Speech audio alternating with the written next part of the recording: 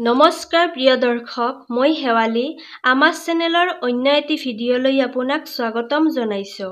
প্ৰিয় দৰ্শক, আজি মই আপোনালোকক এনে 5টা কথা ক'বলৈ ওলাইছোঁ, যিকেইটা কথা জনাৰ পিছত আপুনি আৰু জীৱনত কেতিয়াও পিছলৈ চাবলগীয়া নহয়। এই 5টা কথা মনত ৰাখি আগবাঢ়িলে আপুনি জীৱনৰ প্ৰতিটো ক্ষেত্ৰত, সেয়া লাগিলে আপোনাৰ প্ৰেম, ভালপোৱাই হওক, আপোনাৰ শিক্ষা জীৱনেই হওক, নাইবা আপোনাৰ চাকৰি জীৱন অৰ্থাৎ কৰ্মক্ষেত্ৰই হওক, সকলো দিশতে সফলতাৰ শিখৰ আহৰণ কৰিবলৈ সক্ষম হ'ব। যদি আপুনি প্ৰেম, ভালপোৱা, শিক্ষা, চাকৰি আদি সকলোতে সফলতা পাব বিচাৰে, তেন্তে অনুগ্ৰহ কৰি মোৰ এই ভিডিঅ'টো সম্পূৰ্ণ শেষলৈকে চাব। তেতিয়াহ'লে আহক, বেছি পলম নকৰি ভিডিঅ'টো আৰম্ভ কৰোঁ। কিছুমান এনেকুৱা মানুহ থাকে, যি মানুহৰ লগত মিলি থাকিব নাজানে বা নোৱাৰে। তেওঁলোকে ভাবে যে মানুহে তেওঁলোকক ভাল নাপায় বা পছন্দ নকৰে।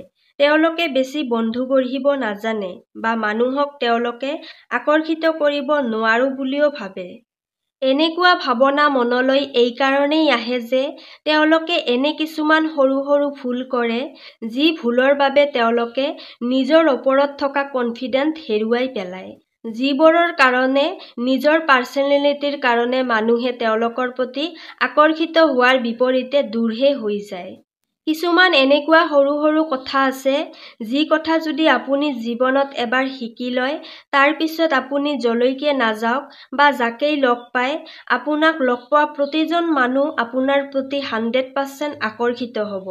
আপোনাৰ সুন্দৰ ব্যক্তিত্বই যিকোনো লোককে সাংঘাতিক ধৰণে প্ৰভাৱিত কৰিব।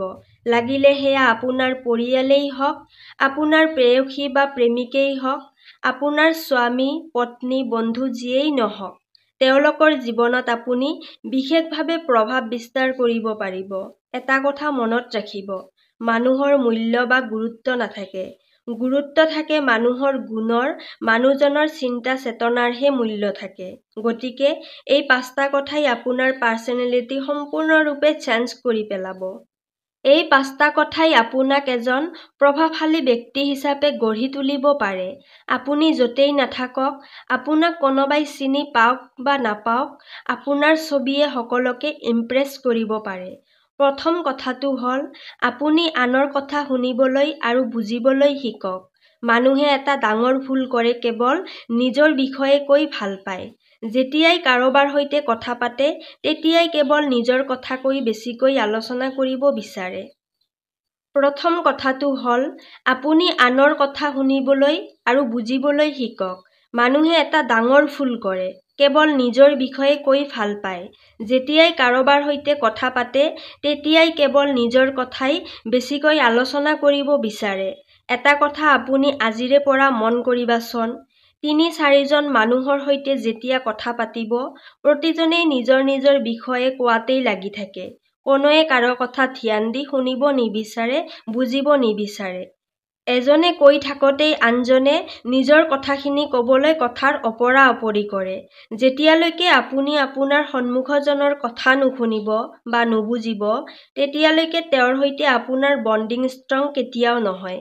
আপোনালোকৰ মিউচুৱেল ৰিলেশ্যনশ্বিপ কেতিয়াও গঢ়ি নুঠিব, কাৰণ আপুনি তেওঁৰ কথা, তেওঁৰ বিষয়ে জানিবলৈ বা শুনিবলৈ চেষ্টাই কৰা নাই। আপুনি কেৱল নিজৰ কথাই শ্বেয়াৰ কৰিব বিচাৰে। আপুনি কি বিচাৰে, কি ভাবে, আপোনাৰ কি সপোন আছে, এইখিনি তেওঁক বুজাব বিচাৰে। মানে আপোনাৰ ফ'কাছ কেৱল নিজৰ ওপৰত থাকে। তেওঁ কেতিয়াও প্ৰভাৱশালী ব্যক্তি হৈ উঠিব নোৱাৰে, কাৰণ যিজন মানুহে কেৱল নিজৰ বিষয়ে কথা পাতিব বিচাৰে, মানুহে তেওঁৰ পৰা কামোৰ খাবলৈ আৰম্ভ কৰে। বৰিং যেন লাগে তেনে মানুহক, মানুহে অশান্তি পায়। যিজন মানুহে আনৰ কথা শুনিব বিচাৰে, আনক বুজিব বিচাৰে, সেইজন মানুহৰ সৈতেহে আন এজন মানুহ কানেক্ট হ'ব পাৰে। প্ৰতিজন মানুহে ইটোৱে বিচাৰে যে মোৰ কথা কোনোবাই শুনক, মোৰ অনুভৱ কোনোবাই বুজক। আপুনি নিজেও এইটোৱে বিচাৰে।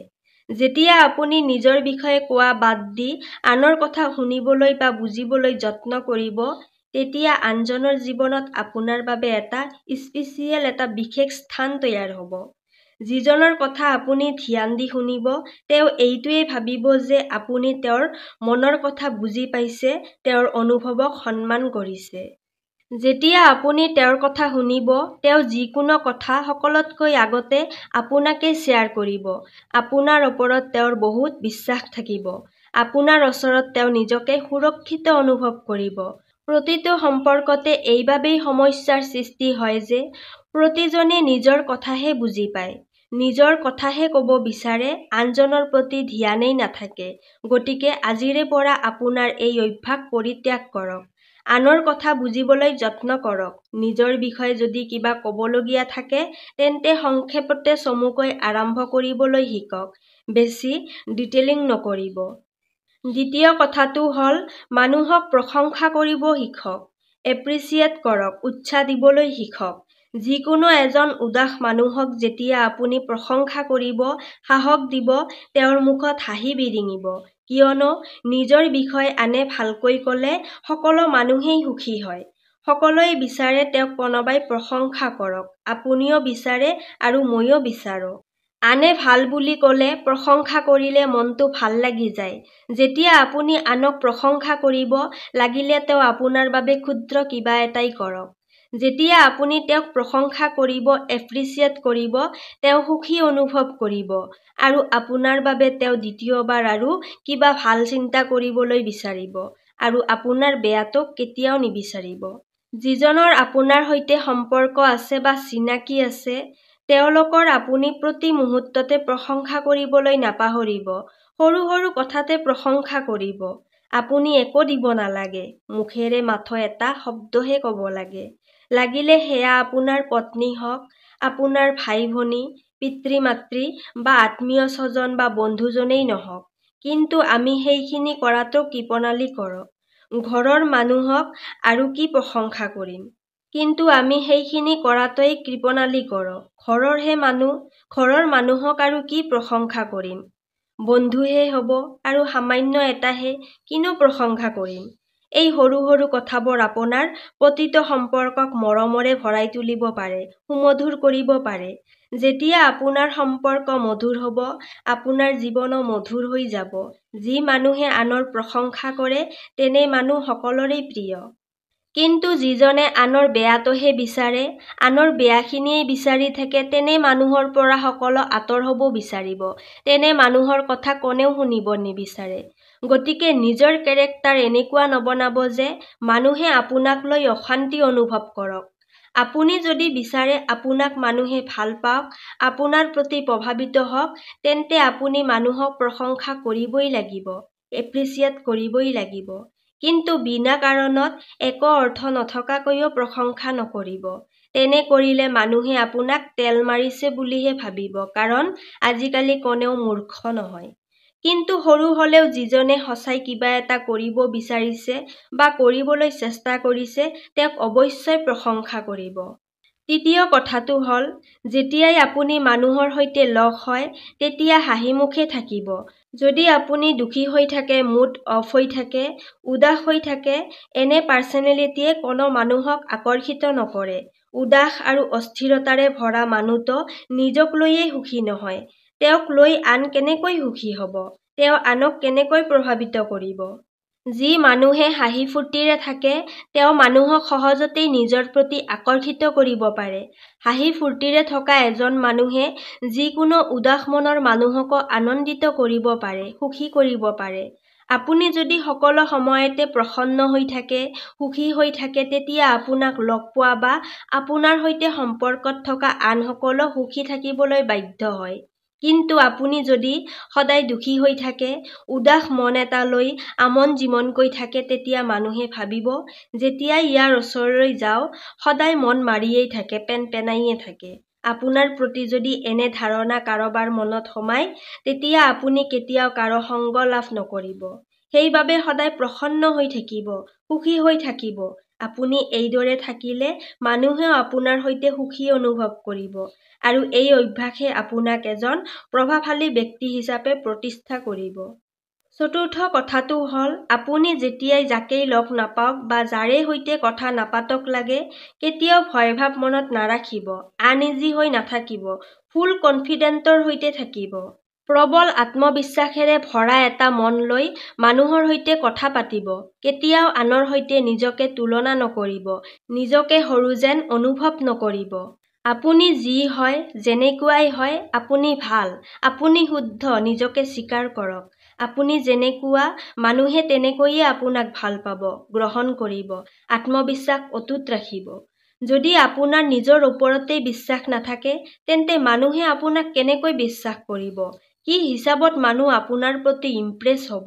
এজন আত্মবিশ্বাসী মানুহ যলৈকে নাযাওক লাগে, সকলো মানুহক তেওঁ প্ৰভাৱিত কৰিব পাৰে। পঞ্চম কথাটো হ'ল, এইটো অতি গুৰুত্বপূৰ্ণ দিশ। এজন মানুহৰ বাবে যিটো কথা মানুহে বিশেষ ধ্যান নিদিয়াৰ বাবে যিকোনো ক্ষেত্ৰতে সফল হ'ব নোৱাৰে। আপুনি মানুহক দিয়ক, মানুহৰ পৰা নিবিচাৰিব। যেতিয়াই আপুনি কাৰোবাৰ পৰা কিবা বিচাৰিব, আপুনি তেওঁৰ দৃষ্টিত সৰু হৈ পৰিব। যেতিয়া আপুনি হাত পাতিব, আপোনাক কমজোৰ, দুৰ্বল যেন লাগিব। লাগিলে সেয়া ভালপোৱাই হওক, টকা পইচাই হওক, সময়েই হওক। যিমান দূৰ সম্ভৱ নিজৰ পৰা দিবলৈ, নিজে কৰিবলৈ চেষ্টা কৰক। বহুতেই ক'ব পাৰে যে মইতো ইমান ধনী নহয় যে সকলোকে বিলাই দিম। মোৰ ওচৰত ইমান সময় নাই যে মই টাইম পাছ কৰি থাকিম। বা ময়েই সকলো দিম, মোক কোনেও কিয় নিদিয়ে। এইটো কথা নহয়। কথাটো হৈছে, আপুনি অনুকম্পা দেখাওক। আপোনাক নহয়, আপুনি সহানুভূতি প্ৰকাশ কৰক। যদি আপুনি আন কাৰোবাক ৰেচপেক্ট দিয়ে, মৰম ভালপোৱা দিয়ে, সময় দিয়ে, বিপদৰ সময়ত অলপ সহায় কৰে, তেন্তে ই আপোনাৰ বাবে এক বৃহৎ সফলতা।